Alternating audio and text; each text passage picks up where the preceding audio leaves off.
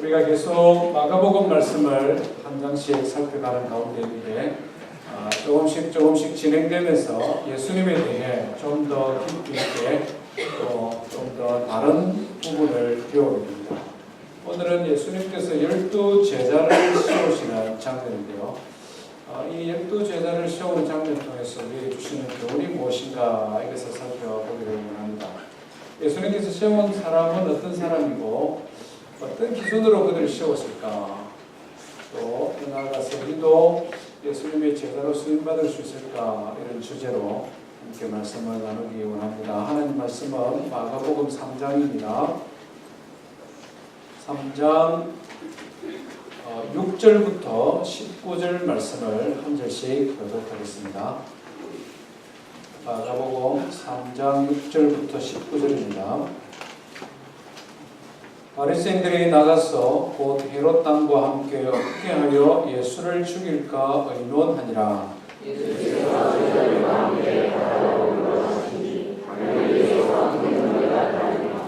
유대와 예루살렘과 이두메와 요단강 건너편과 또 두로와 시돈 근처에서 많은 무리가 그가 하신 큰 일을 듣고 나아오는지라.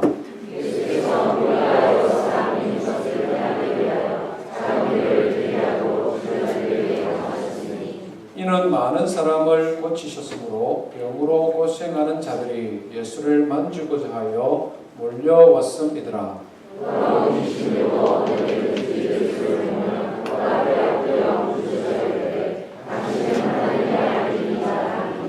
예수께서 자기를 나타내지 말라고 많이 경고하시니라.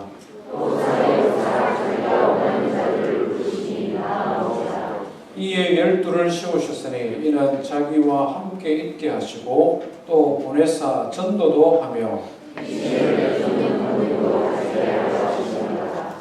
이 12를 세우셨으니 시몬에게는 베드로란 이름을 더하셨고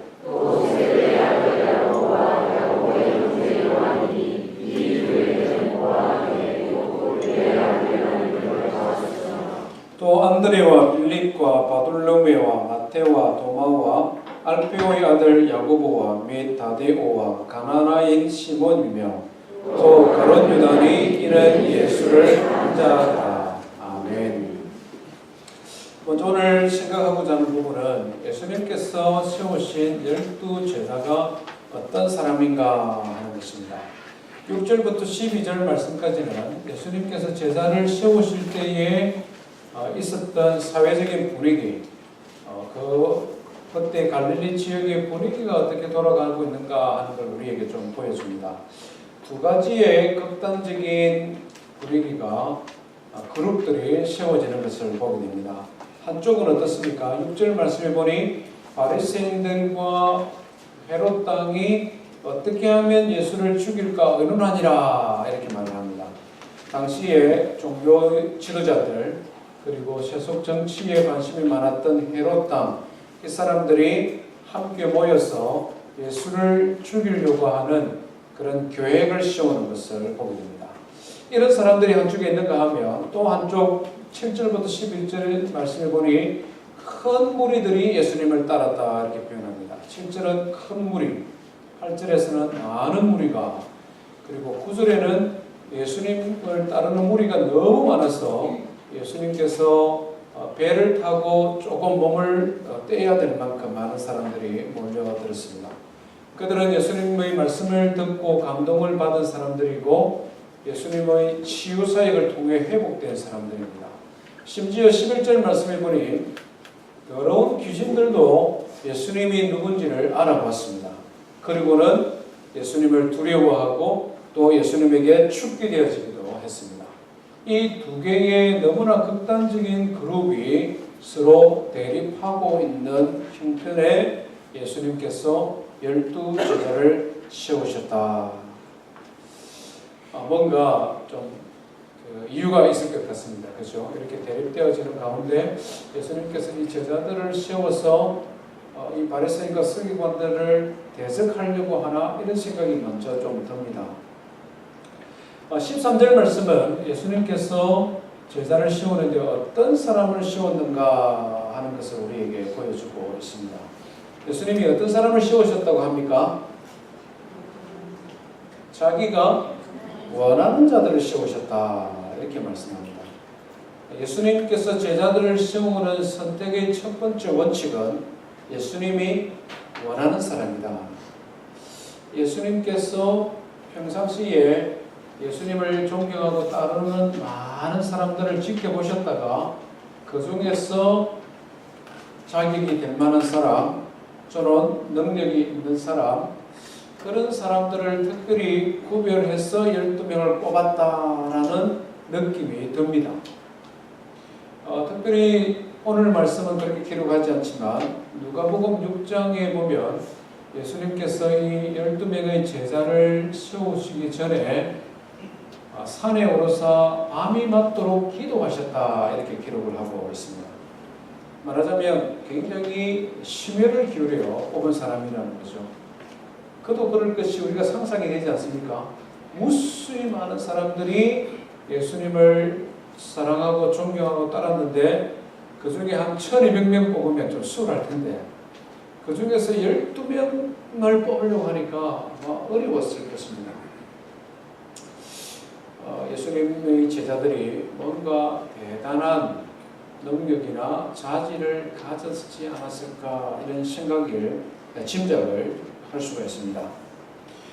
16절부터 19절은 이 12명의 이름을 그들의 배경과 함께 조금 간략하게 소개합니다.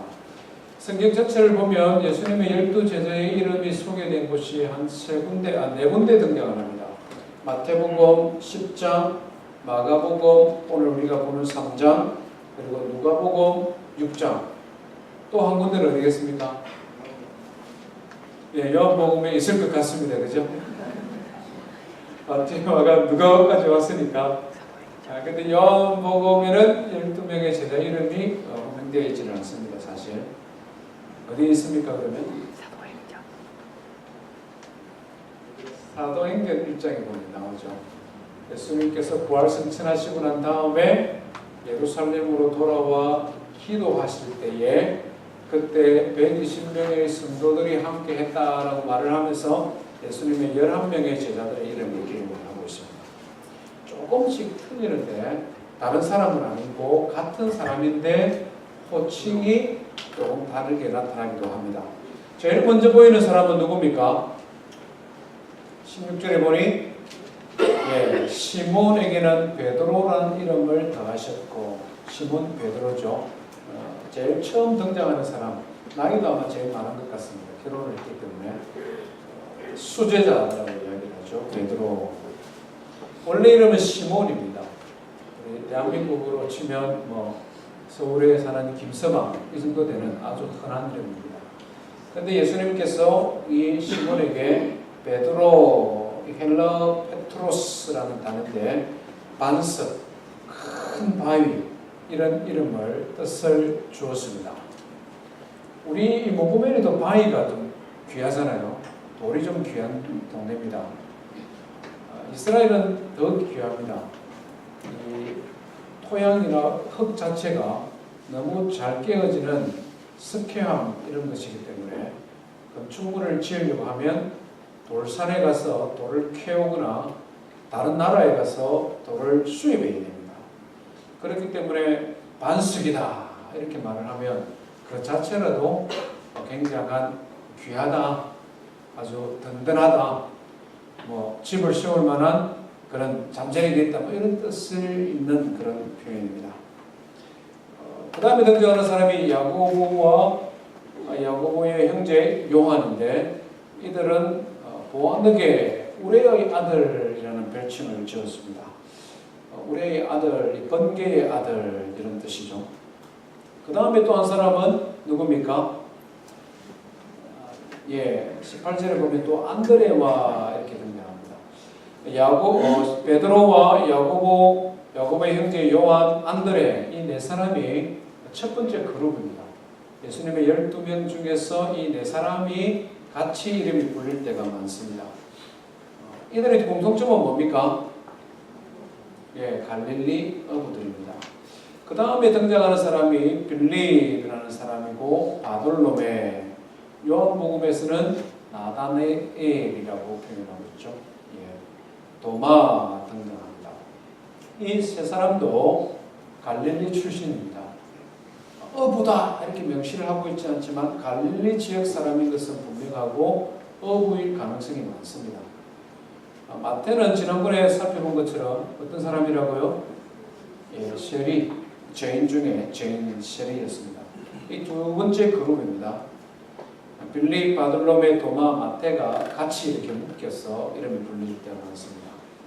세 번째 그룹은 이 첫 번째, 두 번째에 비해서 좀 비중이 조금 작은 것 같습니다. 성경 전체를 볼 때에 알페오의 아들 야고보, 세베대의 아들과 구별을 하기 위해서 이름을 알페오의 아들, 야고보라는 이름도 흔한 이름인데 그렇기 때문에 구별하기 위해서는 아버지 이름을 따왔습니다. 그런데 마가복음 15장에 보면 이 알페오의 아들 야고보를 작은 야고보 이렇게 표현합니다. 세베대의 아들은 아버지도 부자고 첫 번째 사람 받는 그룹에 속했고 요한하고 베드로하고 같이 일하던 친구들이니까 이게 적극적이고 좀 말하자면 아주 프라이드가 강한 사람이고 성질도 사나워서 우리의 아들이는 번개의 아들 이런 별명이 있을 만큼 아주 적극적인 데 비해 알페오의 아들 야고보는 조금 소극적인 사람이었던 것 같습니다. 키도 작고 연약하고 소심하고 소극적인 사람. 그래서 성경은 작은 야고보다 이렇게 표현합니다. 다데오라는 사람도 나타나고요. 가나나인 시몬이라고 이야기합니다. 시몬이라는 사람. 가나안이라는 우리가 지명을 알기 때문에 이 사람이 가나안 사람인가 보다 이렇게 오해할 수 있는데 가나안 사람이 아니라 가나나인이라고 표현합니다. 지명 이름이 아니라 히브리어 칸나라는 단어에서 따온 이름입니다. 칸나. 이 뜻이 뭐냐면 열심 있는, 열정을 가지고 일하는 이런 사람입니다. 이 가나나인이라는 사람은 다른 말로 셀롯 당이라고 표현하기도 했는데 유대의 독립을 위해 열심을 가지고 일하던 사람들의 무리, 그 사람들을 셀롯 당이라고 표현하기도 하고 가나나인이라고 말을 하기도 했습니다. 갔으면은 항상 이 단도를 가지고 다녔는데 시칼이라는 칼입니다. 로마 사람이나 로마의 앞잡이를 보면 무리들 틈에서 푹 찔러붙는 이런 테러하는 사람들. 마지막에 이름은 누굽니까? 가론주다. 예수님을 배신하고 판 사람 이렇게 말합니다. 많은 사람들 중에 12명을 뽑았는데 이 볼륨을 조금만 낮춰주시면 많은 사람들 중에 12명을 뽑았는데 뭔가 특별하고 능력 있는 사람들로 이렇게 보여지지는 않습니다. 그렇지 않습니까? 적어도 7명은 갈릴리 출신의 어부들, 갈릴리 사람들입니다. 갈릴리라는 것도 이방의 갈릴리라는 별칭이 붙을 만큼 변두리 사람들입니다. 멸시받던 사람들입니다. 혼혈인들이 많이 살던 사람들입니다. 사람들이 갈릴리에서 뭐가 선한 일이 있겠느냐라고 공적으로 말할 만큼 차별받던 지역의 사람들입니다. 가난한 사람들, 못 배운 사람들, 그런 사람들이 그냥 어떤 애기들이 모여 살던 동네가 갈릴리다는 말이죠. 적어도 7명은 갈릴리 출신입니다. 그 중에 죄인이라고 손가락질 받던 레위도 있었습니다. 소위 말해서 당시에 좀 장래가 촉망되는 종교인이라든지 랍비라든지 철학자라든지 하다못해 무슨 귀족의 자제라든 이런 뭔가 세상적으로 볼 때에 좀 예수님의 제자다라고 말을 하면 어울릴 만한 그런 사람들이 전혀 없습니다. 알페오의 아들 야고보처럼 조심하고 조용조용 뒤에 있는 사람, 가론주다와 같이 스승을 하는 말 그대로 이런 비인간적인 사람들, 이런 사람들을 예수님께서 12제자로 뽑으셨다 하는 것입니다. 도대체 선택의 기준이 뭐냐?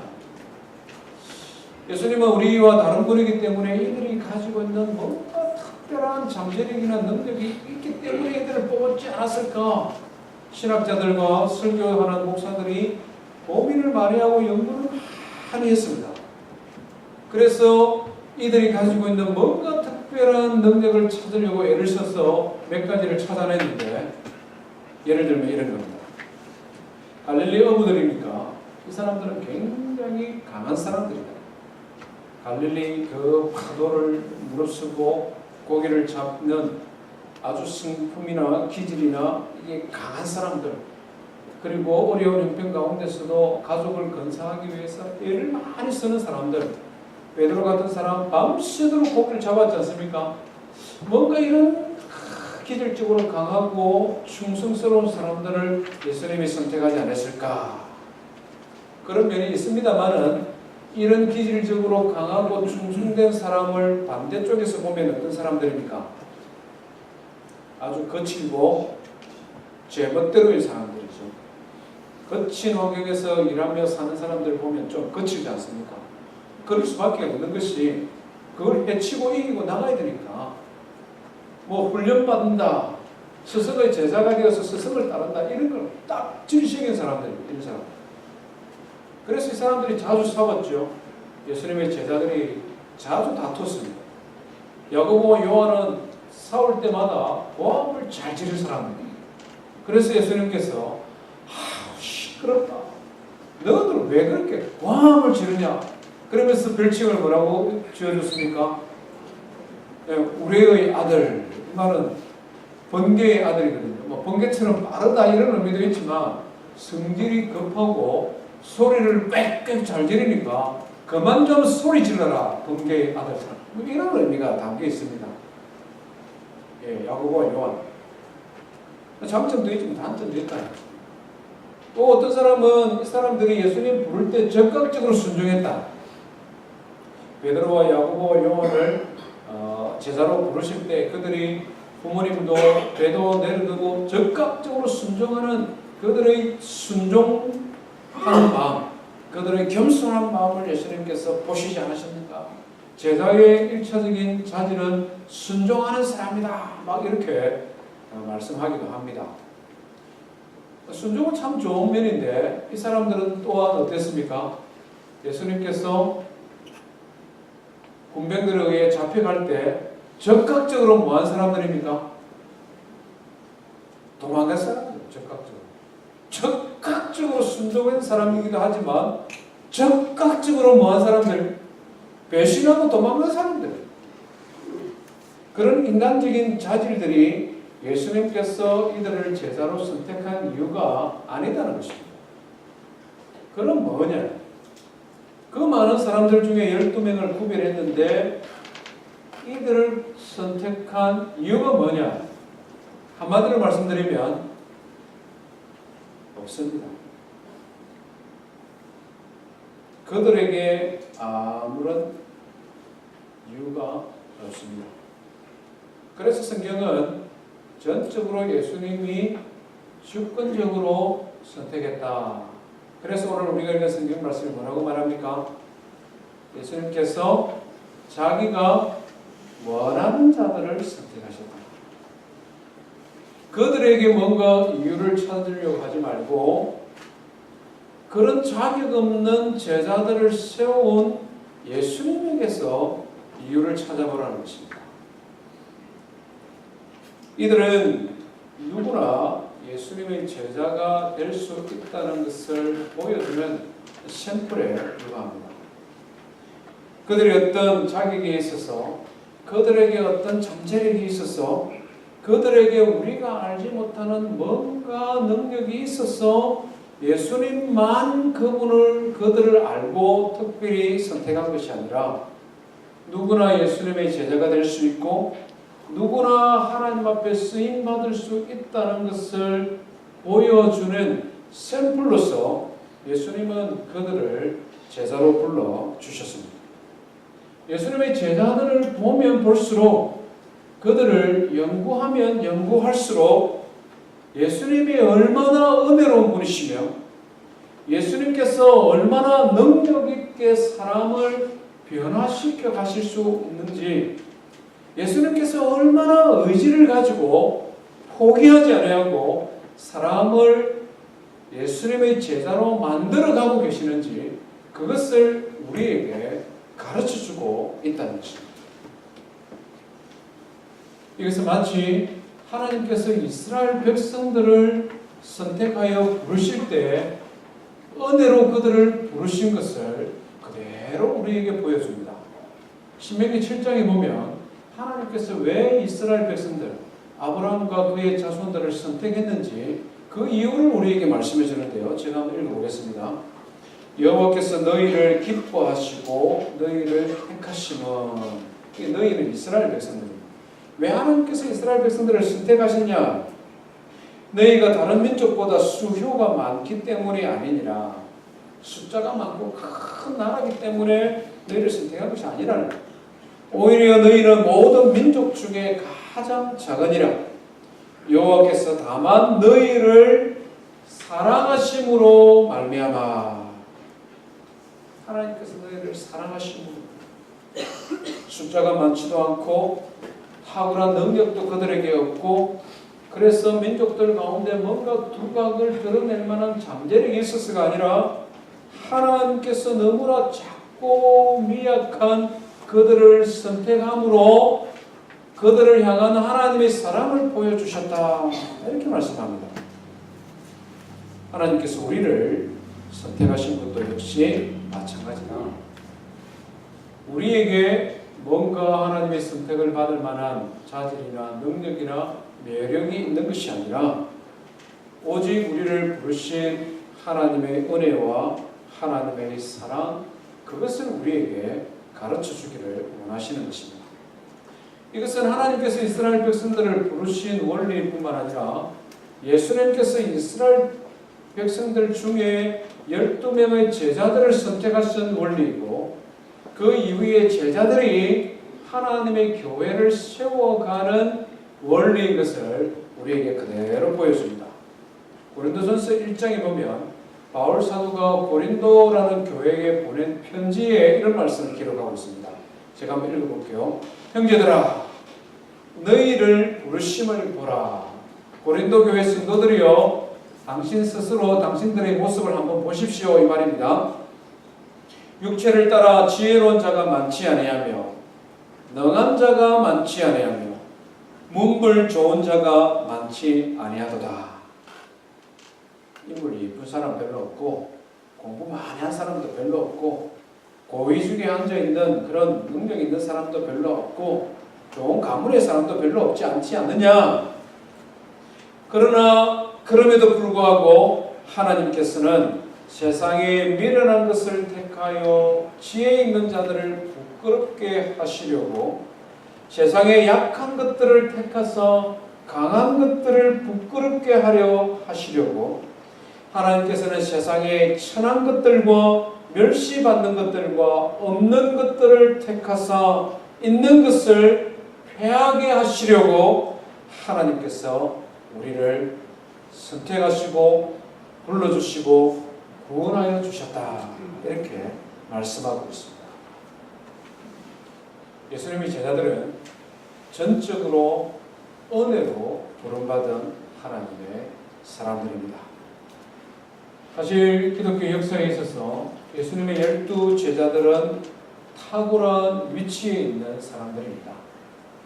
이들은 교회의 설립자들이고 최초의 선교사들이고 신약 성경을 기록한 사람들이고 마지막에는 자기들의 생명까지 바쳐 복음을 위해 헌신한 순교자들입니다.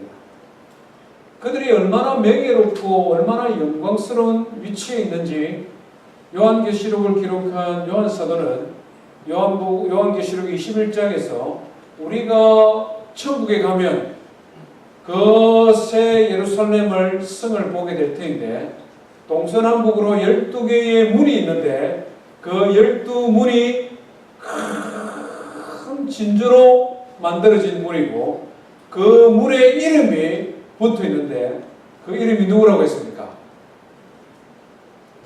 제자들의 이름이 그 문에 붙어 있다. 구원받은 모든 성도들이 천국을 출입하면서 예수님의 제자들의 이름을 부르며 그들이 이 땅에서 행했던 일들을 칭찬하고 그들이 했던 헌신을 기억하게 할 것이다. 그만큼 그들의 이름이 명예롭고 영광스러운 이름입니다. 그러나 그들이 처음 부름받았을 때에는 지혜롭지 못했고 능력 있는 자도 없었고 좋은 집안의 사람도 없었다는 것입니다. 오히려 그들은 예수님께서 은혜를 그들을 부르셨고 진리의 말씀으로 훈련시키시고 마침내 성령의 기름 부음으로 그들을 능력으로 채워 하나님께서 그들을 사용해 주셨다는 그와 같은 산 증거로 우리 앞에 세워져 있다는 것입니다. 사랑하는 성도 여러분, 우리가 신앙생활 하다 보면 한 가지 잘못 생각하는 것이 있습니다. 구원은 은혜로 받는 것이지만 예수님의 제자는 특별한 사람들만 하는 것이다. 이렇게 생각할 수 있습니다. 나 같은 사람이 무슨 예수의 제자가 되더라고 스스로 우리 자기 자신을 낮추고 그냥 평범한 신앙인으로 살아가려고 하기도 합니다. 더 나아가서는 우리가 예수의 제자가 되는 것을 가장 싫어하는 악한 마귀가 우리의 연약함을 비집고 들어와 우리를 미혹하고 실족하게 합니다. 뭐라고 말합니까? 예수의 제자? 내 주제에 네가 무슨 예수의 제자냐고. 그냥 조용히 주일만 다니라. 조용히 그냥 주일날 예배나 한번 다니라. 그렇게 우리를 참소하기도 합니다. 그러나 성도 여러분, 오늘 예수님께서 어떤 사람을 제자로 우리에게 선택하셨는지 너무나 분명히 말씀해 줍니다.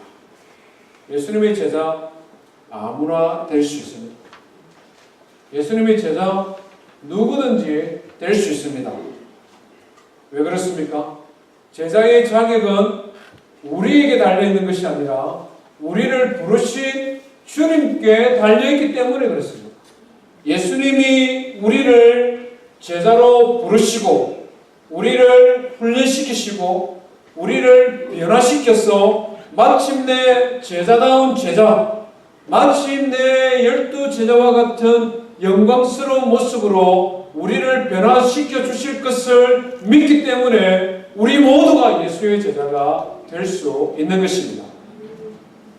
오늘 예수님께서 12를 부르시니 그들이 뭐라고 말합니까? 나온지라 이렇게 말하고 있습니다. 오늘 성경 자세히 보십시오.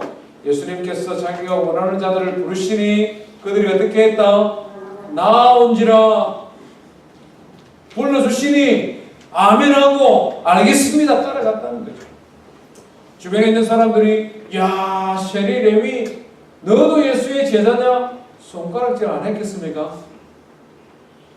야고보와 요한을 보고 일할 때마다 성질 부리고 가음 지르던 야고보 요한 너도 예수의 제자냐? 사람들이 비난 안 했겠습니까? 가슴에 칼을 늘 가지고 원한을 품고 살아갔던 가나나인 시몬 식칼이 들고 야 너 칼 들고 테러하는 너도 예수의 제자냐? 비난 안 했었겠습니까? 그러나 예수님이 그들을 부르시니 나아간지라. 나아갔을 때에 예수님의 부르심에 화답하고 나아갈 때에 주님께서 우리를 변화시켜서 제자로 만드는 것을 믿으시기 바랍니다.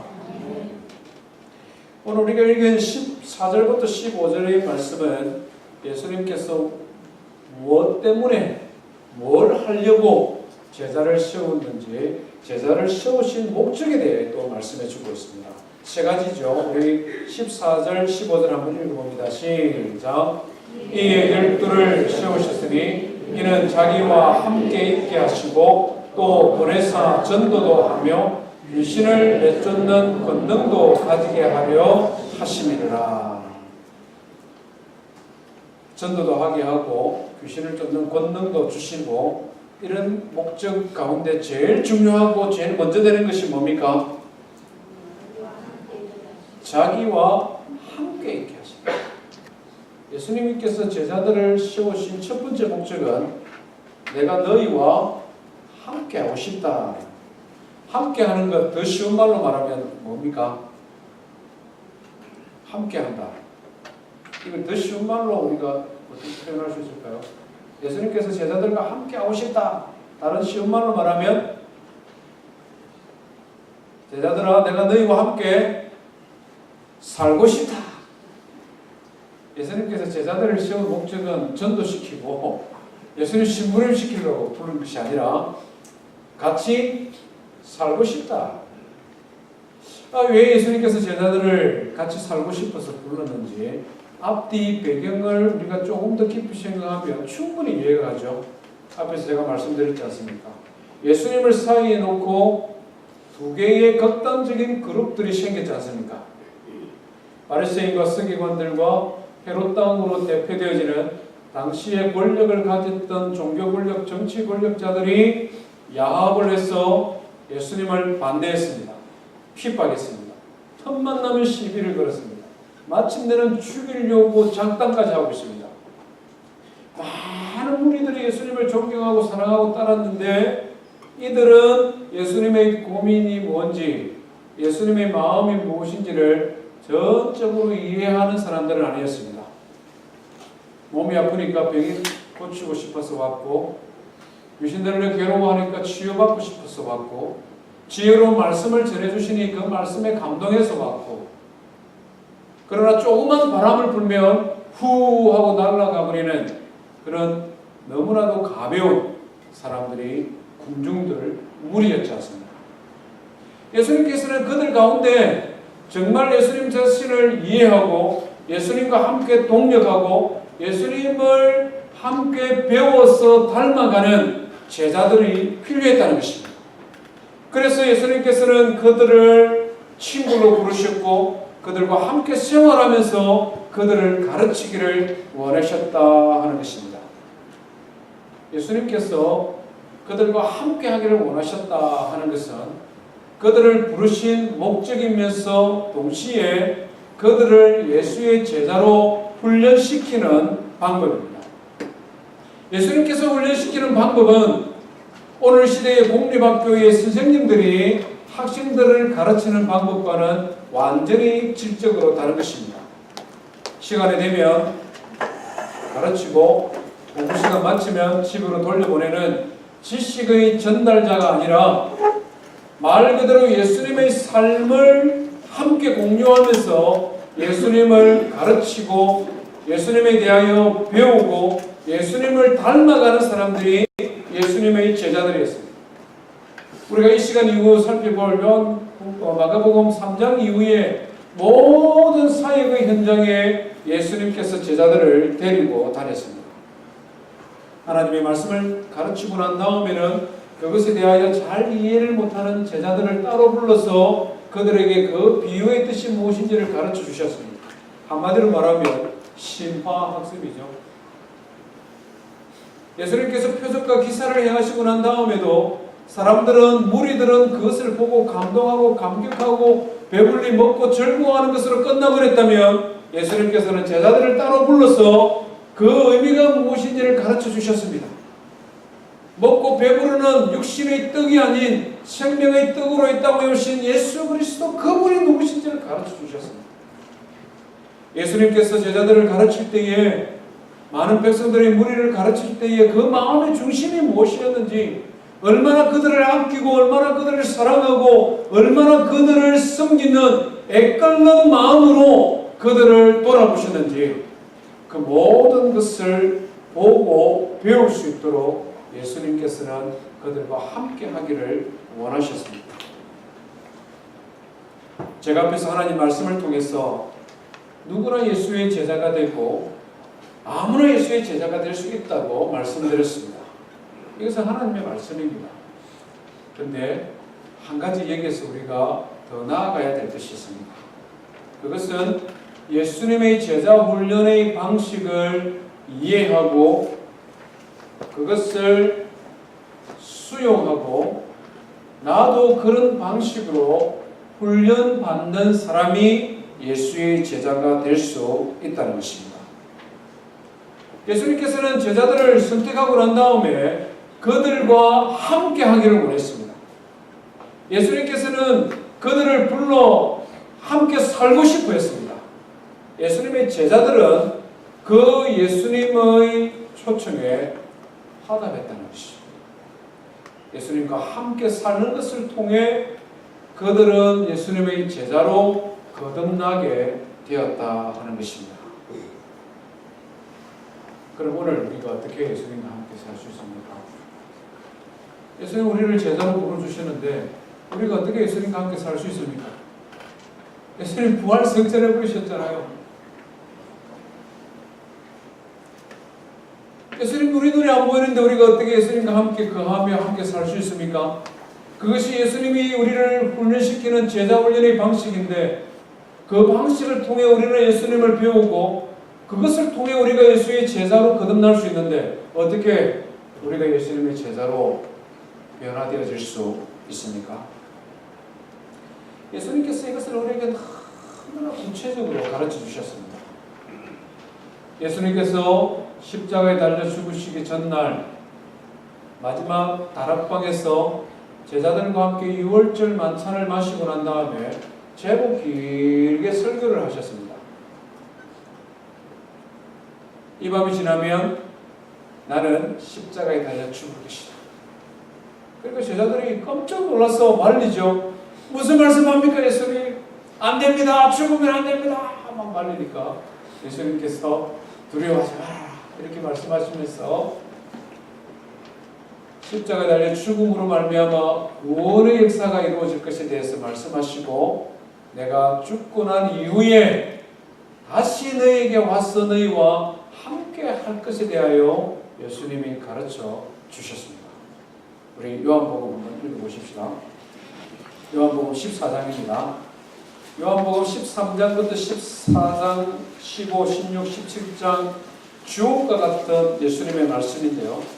우리 눈에 보이지 아니하시는 부활승천하신 예수님과 우리가 어떻게 동행하며 함께 살 수 있을 것인가 예수님이 살아계실 때 우리에게 이미 가르쳐 주셨다는 것이죠.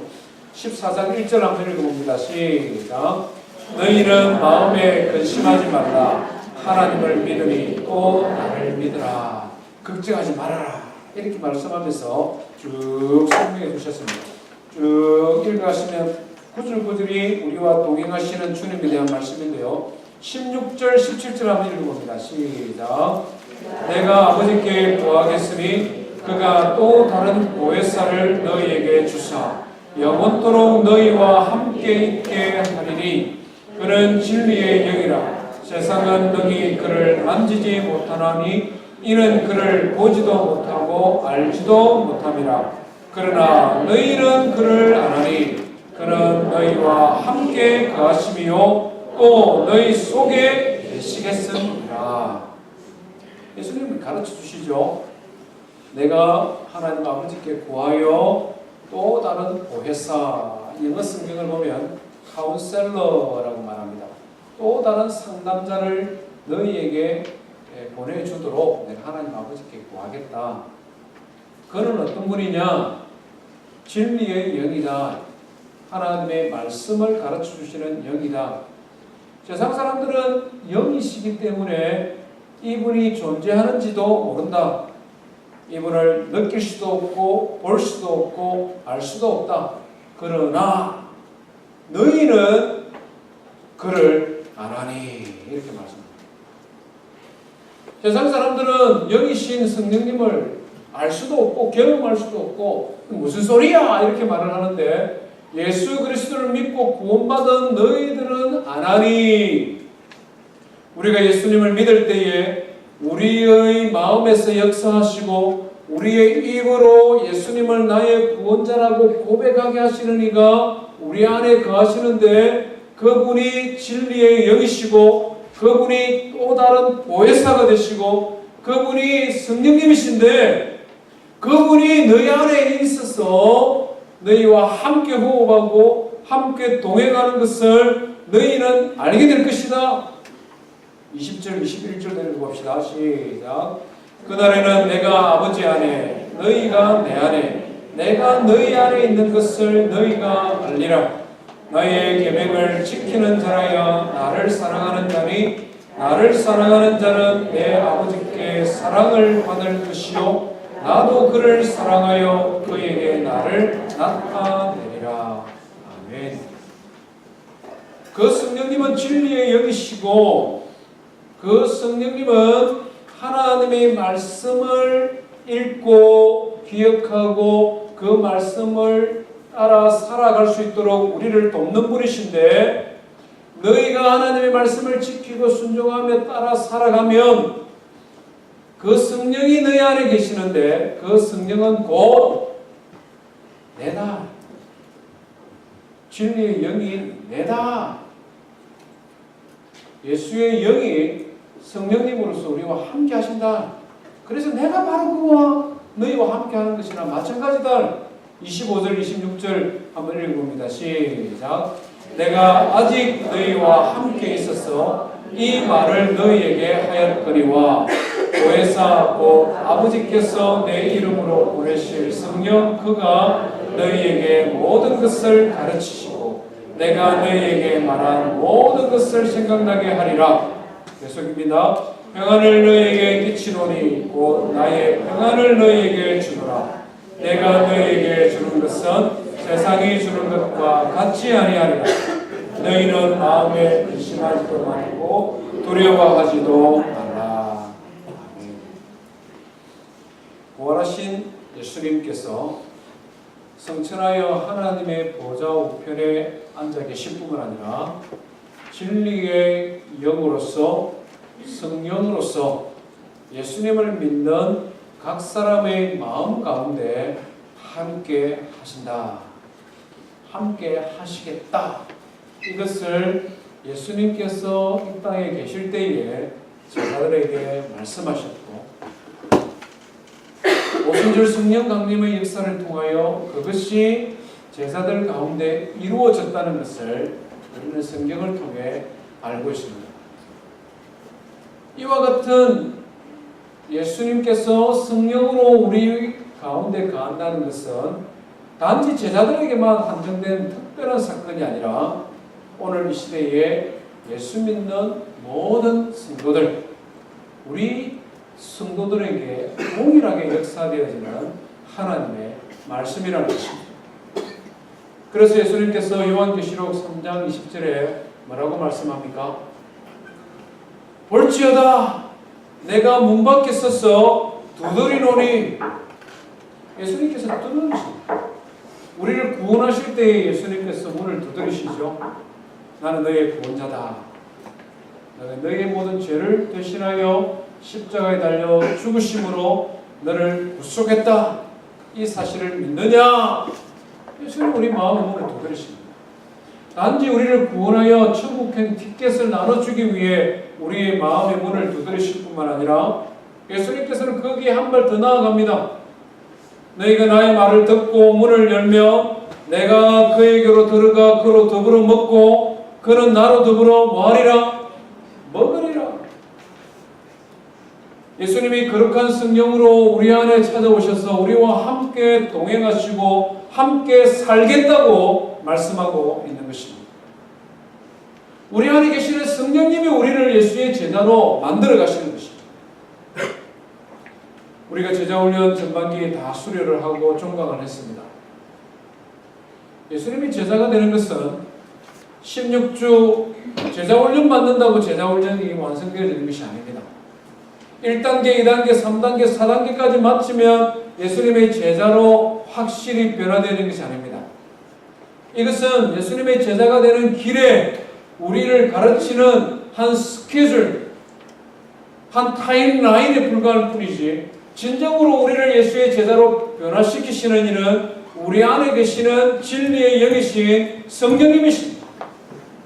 우리가 성령을 알고 그 마음의 감동을 따라 하나님의 말씀을 펼쳐서 읽고 이 말씀이 우리에게 교훈하는 바를 아멘으로 화답하고 이 말씀대로 순종하며 살아가기를 원합니다 라고 하나님 앞에 기도할 때에 하나님의 말씀대로 살아갈 수 있도록 지혜도 주시고 능력도 주시고 때로는 힘도 주시고 때로는 주변에 돕는 자도 붙여주셔서 우리를 예수 그리스도의 제자로 계속 만들어 가시는 하나님의 성령이 우리 안에 계시기 때문에 우리가 예수의 제자로 거듭날 수 있는 것입니다. 우리가 간혹 목회자들도 그런 실수를 범할 수도 있고 선교사님들도 그런 실수를 변할 수가 있습니다. 주변에 믿는 사람들이 많이 있고 주변에 제자 훈련이 열심히 이루어지고 있고 무엇인가 열심히 활동을 할 때는 내가 진실한 믿는 사람처럼 보이고 내가 뭔가 신앙이 성장하고 있는 것처럼 보이고 내가 뭔가 예수의 제자가 돼서 뭔가를 하고 있는 것처럼 생각이 됩니다. 그러다가 아무도 모르는 곳으로 내가 이사를 간다든지 아니면 나의 주변의 환경이 내가 성도들과 교제를 나누기 어렵구나, 주일 성수를 하기는 어렵구나, 신앙생활을 제대로 하기 어려운 환경 가운데 내가 탁 떨어지게 되면 나도 모르게 나의 믿음이 떨어지는 것이에요. 지금까지 내가 좋은 사람들 옆에 있고 좋은 교회에서 몸담고 있고 거기에서 하는 여러 가지 활동에 참여함으로 내가 믿음이 있는 사람이고 예수의 제자인 줄 알았는데 정작 아무도 없는 사람, 함께 예배하고 기도하고 마음 터놓을 사람 없는 상황, 그런 환경 가운데 뚝 떨어지고 나니까 내 모습이 보이는 거예요. 내 안에 계시는 성령님에 대해서도 너무나 모르는 사람이고 하나님의 음성에 스스로 귀 기울일지도 모르는 사람입니다. 나와 함께 살고 싶어하는 예수님의 음성에 대해서도 모르게 살아왔던 우리 자신의 모습을 발견하게 될 것입니다. 정말 예수의 제자로 거듭나는 것은 우리를 불러주신 예수님의 부르시는 목적을 이해하고 우리를 변화시키시는 예수님의 제자 훈련을 이해하는 것입니다. 우리 안에 계신 성령을 통하여 끊임없이 우리의 전 세계를 통하여 주님은 우리를 분리시키십니다. 하나님의 말씀을 들려주시고 하나님의 말씀을 깨닫게 하시고 하나님의 말씀을 따라 우리 자신을 돌아보며 회개하게 하시고 하나님의 말씀을 순종하며 지키고 나아갈 수 있도록 용기도 주시고 격려도 하시고 이러는 과정 속에 점점점 우리가 주님과 동행하고 주의 성령에 순종하고 예수 그리스도를 닮은 믿음의 사람으로 변화시켜서 마침내 예수의 제자다운 제자, 하나님이 귀하게 쓰는 일꾼으로 하나님께서 우리를 변화시켜 주시는 것입니다. 긴 여름 방학이 시작되었습니다. 우리의 가정에서 우리의 자녀들과 우리의 성도들 개개인의 삶 속에서 주님이 우리를 변화시키시는 방법, 우리 안에 계시는 성령을 통하여 하나님의 말씀을 통하여 더 깊은 묵상의 자리로 나아가고 더 깊이 주님을 만나는 예수의 제자로 변화되어지는 저와 우리 모든 성도 되기를 주의 이름으로 축원드립니다. 우리 말씀 기억하며 함께 하나님 앞에 찬송하십시다.